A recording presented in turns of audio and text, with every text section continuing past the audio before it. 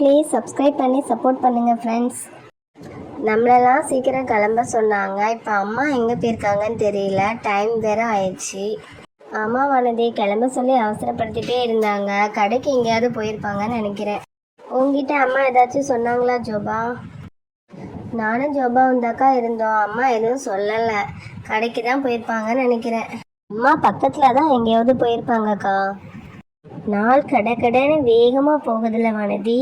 இப்போ தான் வந்து கல்யாண பேச்சு ஆரம்பித்த மாதிரி தெரிஞ்சுது. இப்போ பாரு, நாளைக்கு மறுநாள் கல்யாணம்.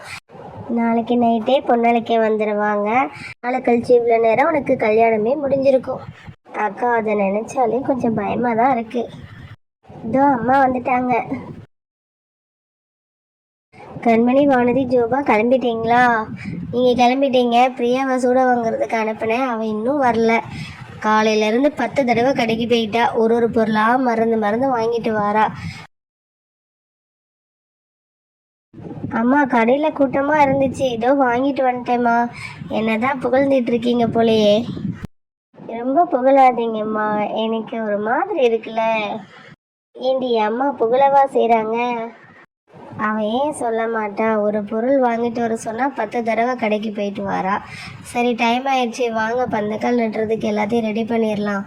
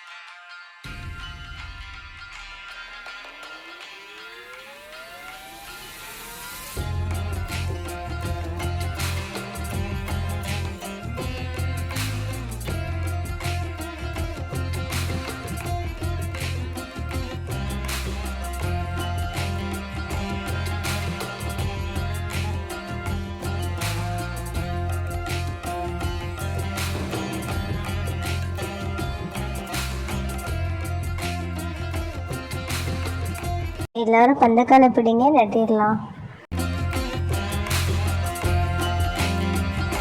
ஆத்தா, மாரியாத்தா, கல்யாணம் நல்லபடியாக நடக்கணும். எந்த குறையும் இல்லாமல் நல்லபடியாக நடக்கணும்.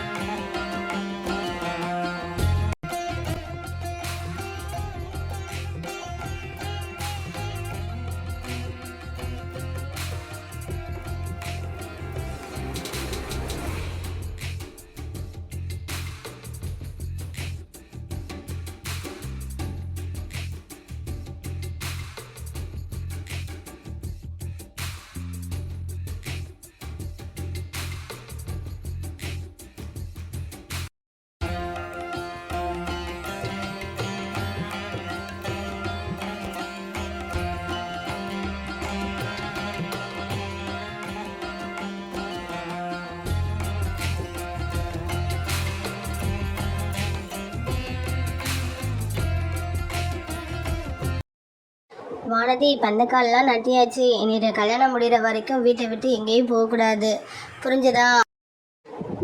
சரிம்மா. இன்னும் 2 நாள் வீட்டுக்குள்ளே தான் இருக்கணுமா? மாப்பிள்ளை கல்யாணத்துக்கு சேலை அனுப்பி விட்றேன்னு சொல்லியிருக்காங்க. வானதி, நீ பார்த்து உனக்கு பிடிச்சதை எடுத்துக்கோ.